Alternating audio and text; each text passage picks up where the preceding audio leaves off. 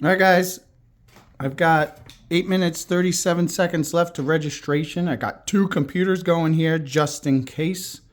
I got my little buddy here so we can register for the race, right? Yeah. Hopefully, fingers crossed. I've never been so nervous for anything. And I don't know what to expect once this page opens. I still have the pre-registration page open. I'm going to try to submit that as soon as it tells me I can. And otherwise, I'm going to start filling it back out on this computer. So I'm getting dangerously close. I'm already nervous. I'll let you guys know how it goes afterwards. Here we go. 7 minutes, 57 seconds. Guys, we did it. We did it. Here it is. This is our ticket. Hot Rod Drag Week 2025, 14 through 19. I can't believe I did it. I have to admit there was a moment there where it was asking for a code and I was freaking out. Luckily, I had submitted for the email alert to tell me that the registration was open. So I got that, thankfully.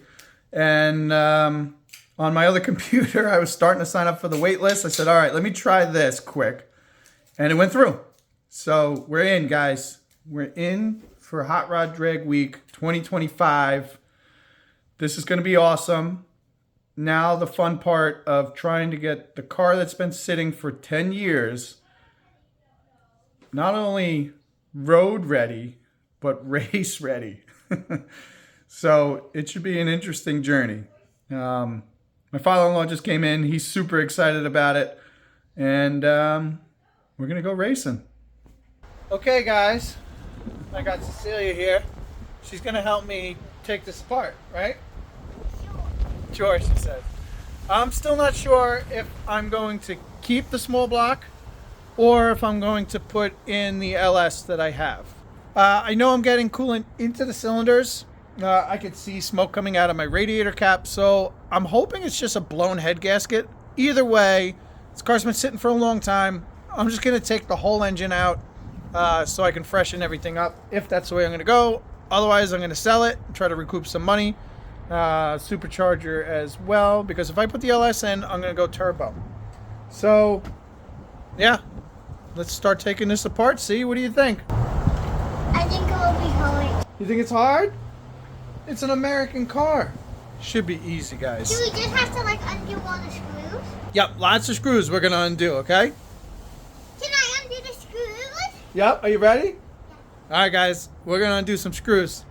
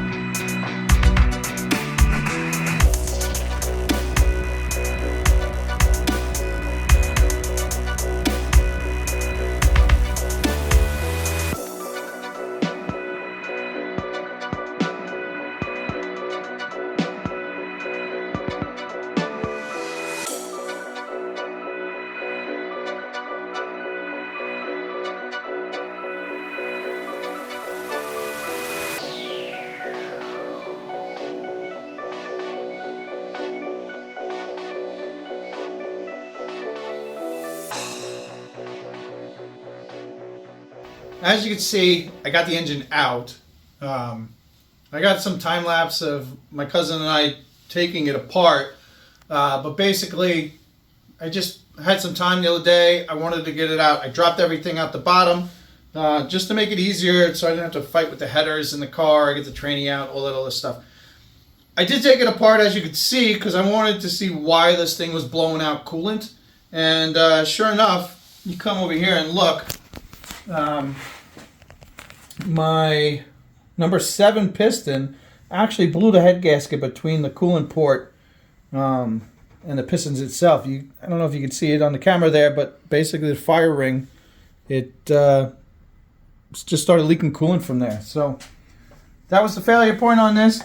I was really surprised that the head bolts were kind of loose. And I had head studs, but the nuts were loose. So maybe that's why this thing blew the gasket out. But got that apart.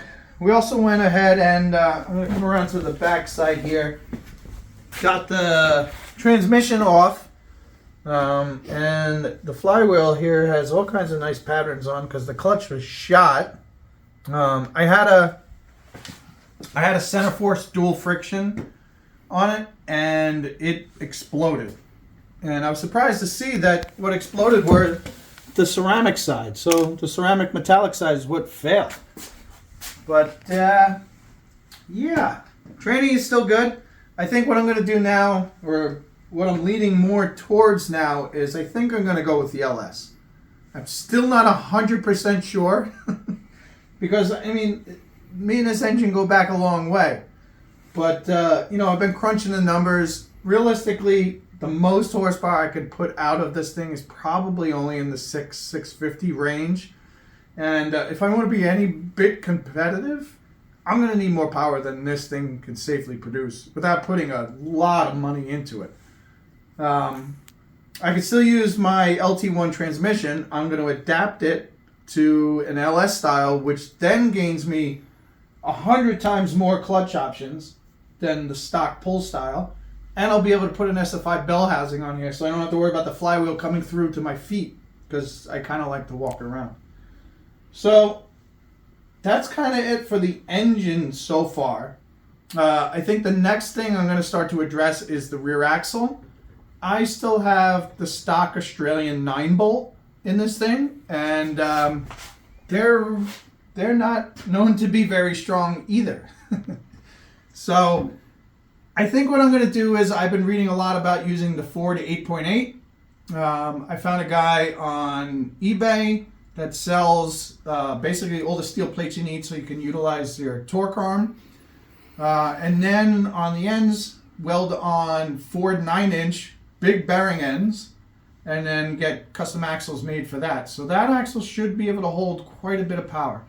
Not to mention, I found my local junkyard has one for $200. So for about $1,000, I could build a complete rear axle that should handle way more power and give me bigger rear brakes.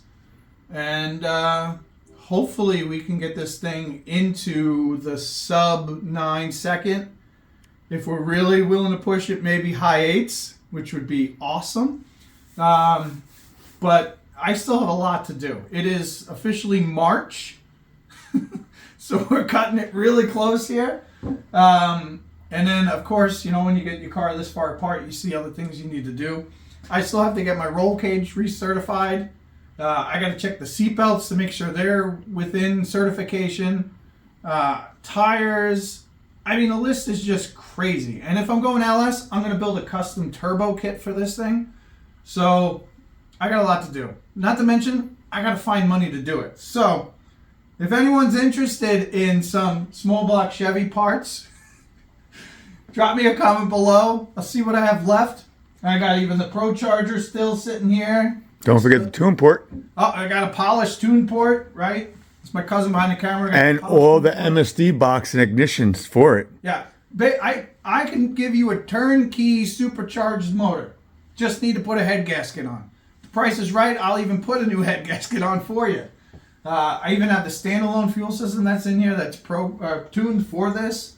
So yeah, just let me know, guys. All right, so that's it for the update for today. And honestly, I have no idea what's next, but we'll see how it goes as money comes in and I can start buying parts.